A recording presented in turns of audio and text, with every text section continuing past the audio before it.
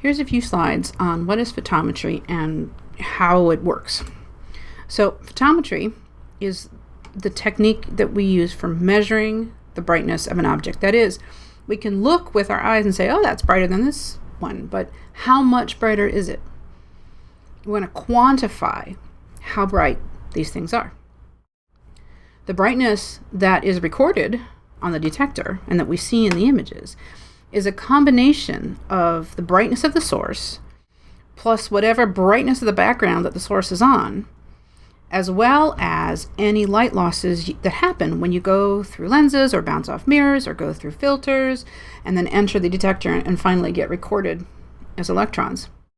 So you've got a combination of the intrinsic brightness of the source, the background that it's sitting on. So for example, say active galactic nucleus on top of the background of the galaxy itself. You need to subtract off the galaxy. Or in the case of kind of research I do, you have a bright source with nebulosity, and you want to measure the brightness of the source, but not the brightness of the nebulosity. And then you have to compensate for the fact that you're going to lose a little bit of light every time it bounces off a mirror or goes through a filter. Every astronomer does photometry a little differently. They might make some different choices along the way, but then make different choices later on that compensate for that different choice near the beginning. And when I first was learning how to do photometry, I was kind of amazed that any two astronomers working on the same data ever get the same number, but they do. It's because everyone is doing what they think is right at each step along the way. And even though astronomer A might do things in a different order or makes in different choices than astronomer B is going to make different choices than astronomer A at more than one point in the process. And so they're going to get the right answer. Both of them are going to get the right answer in the end. So a bit of jargon. The shape that a point source makes on the detector is called the point spread function, or in certain contexts, the point response function. Technically, those things are different, but let's just sweep that under the rug for now. And fundamentally, the PSF, regardless of what you can see with your eyes, the actual PSF, the actual response of the detector, plus telescope, plus atmosphere, if relevant, all the rest of it, the response of it to a point source is enormous. And there's a lot of flux, surprisingly far from the core of the star, that you need to include or otherwise compensate for. You can measure fluxes, you can do photometry from point sources like stars or active galactic nuclei or any other point sources in two ways. You can do aperture photometry, or you can do PSF fitting. I'm going to talk about what those are in a second, but just for reference, the WISE catalog photometry, the primary columns that people use is the PSF fitted photometry, but it also includes the aperture photometry, so that if something is wrong with the PSF fitted photometry, you can check it against the aperture photometry. And in general, the IRAC photometry is aperture photometry, and MIPS photometry is PSF fitted, and has to do with how many pixels the light affects when it hits the detector. And the IRAC detectors are slightly undersampled. And so aperture photometry works better than point spread function fitting for when that happens. And so IRAC works better with aperture photometry, and MIPS works better with PSF fitted because the PSF is extended over many MIPS pixels. So aperture photometry, here's the overview. It's going to measure all of the flux within an aperture. And usually that aperture is circular, but some people make it square.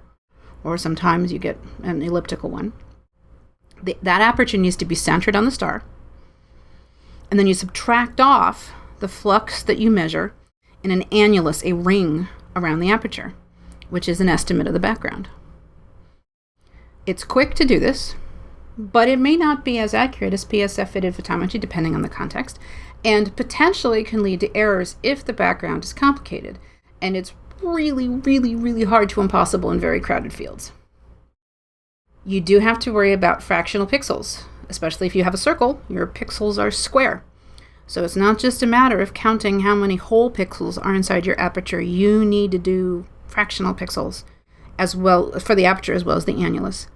And that matters a lot if you're going to do photometry from the beginning for Spitzer data, because the units are not counts per pixel, but megajanskis per steradian, which is a funny unit, and there's all sorts of resources on that elsewhere.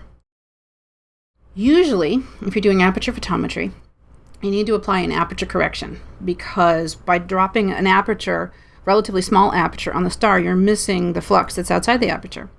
And so you need to correct for that. So here's an example. Here's an image in the background. There's one source. This is my target. This is the one I want to measure photometry of. So there's my circular aperture right there. That's the target aperture. Here's the background annulus. In this particular case, because of this nearby star, this annulus has been selected to avoid these nearby stars, so that that annulus gives a good estimate of what the background is for this star. So your computer then has to lay down the aperture, sum up the pixels in the aperture, making sure that fractional pixels are accounted for, subtract off a scaled sum of the pixel values in the annulus, including fractional pixels there too, then convert the counts that you get to brightness. And in order to do that, you have to understand magnitudes and calibration, which is in another movie. Here's another example. Here's a bright source on top of a really complex background. So here, there's my target. My aperture is that red annulus that tries to encompass the places where that source dominates. Now the annulus, in this case, has been selected to be right next to the star annulus, because it's trying to make a good estimate of what the highly spatially variable background is under that star. So we have a tool called the Aperture Photometry tool, and this was born out of the predecessor to the NITART program. In 2005 and 6 and 7, we were struggling to have teachers do photometry because professional astronomers usually use any of a series of software packages, but basically none of those easily install on Windows systems, and it's really hard for some teachers to install software on their computers.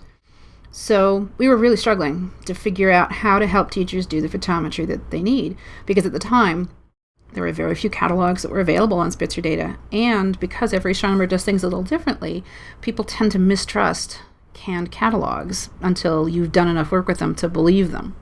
And that makes sense, right? Because you have to believe every step that you do is right, so you have to understand what other people did to generate those catalogs.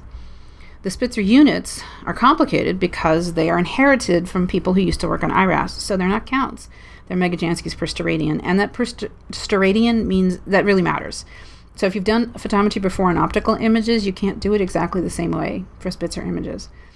And so APT, or Aperture Photometry tool, was written by Russ Lair, who works here at Spitzer and was involved in some of my early Spitzer program teacher teams, and it has since taken on a life of its own. We're not going to have time to work through an APT example during your visit, but there's lots of videos on it, and happy to help you offline. And if you have access to your own telescope or Skynet telescopes and want to do more than just take pretty pictures, this is probably a good tool for getting going. PSF fitting photometry is different. Remember that the response of the telescope plus detector plus atmosphere plus anything else that the light is going through before it becomes electrons on your detector is going to be the same response, regardless of how bright it is, except that the peaks are going to be high, bright for the bright sources. It's going to be very large numbers at the peaks for bright sources and very small or faint numbers for the faint sources. When you have a bright source, you can really see the texture in the PSF, and you'd be surprised at how complicated some of them are. The PSF fitting, in this case, the computer knows what shape to expect of the point spread function. And in essence, sort of like a visually impaired person reading Braille, the computer slides over the image until it finds a bump that matches the PSF expected. Then it fits that PSF to that point source. And because it knows what shape the PSF should have, because of that fitting, it has then already taken into account how big the PSF is, as well as complicated background structure. And because of that approach, where it's in essence feeling across the image for bumps, it works best when the PSF has many pixels. So in the case of MIPS, that's the case. In the case of IRAC, not so much. And for WISE, it is also PSF-fitted photometry. So here's a MIPS PSF. The bright sources that you might play with in our images probably look like this. They look like they have a ring around it. That's not a dust ring around the star. That's how the telescope plus detector responds to this light. When you stretch the heck out of it to see all the texture, that's the full MIPS PSF, and it's super complicated. It has to do with the struts that are holding the secondary, and all sorts of complicated structure that comes from the optics of this telescope plus detector combination. So for MIPS, then, what you do is the computer knows what shape to expect and slides it over the image until it finds a match, and then fits it, both in X and Y position, but also in brightness. And because you know what PSF to expect, you can calculate the brightness of the source that you care about, and then convert it to magnitudes, yada, yada, yada. So don't forget, spatial resolution matters. Spatial resolution is effectively how blurry the images are and whether or not it can resolve two sources. IRAS, for example, has very low spatial resolution. WISE is better than IRAS, but not as good as, say, Spitzer. Spitzer, IRAC, and 2MASS are pretty well matched, and some ground-based optical surveys like Sloan or Denis or IFAS have much higher spatial resolution. You do need to worry when you're doing photometry if the source we see at one wavelength really is a single source and really is appropriately matched to a source at another wavelength. And there's other movies and pages on the wiki if you need to review. And a final note about using catalogs. The catalogs that we're using here are pretty reliable in general. But some important things. Just because the computer says it does not mean it is right. You need to look at what the computer is telling you in the catalog about how confident it is in the photometry. Look at the quality flags. Are they good? Are they bad? Are they upper limits? Because it matters. Look at the images in those cases where we do have access to them. Do you believe that the computer has done things right? Then you need to also look at the SEDs that assemble all the data we have on each source. You need then to believe each data set. So if you make an SED and all the 2MASS points are systematically off than the rest of the SED because the 2MASS data are all coming from one survey, if it doesn't match, that's a problem. Let's go check and see. Is it looking at the same source? Is there something else that's going on? Do you believe the 2MASS data in the context of the rest of the SED, or has something gone wrong? In all cases, you need to use your brain and decide if it makes sense.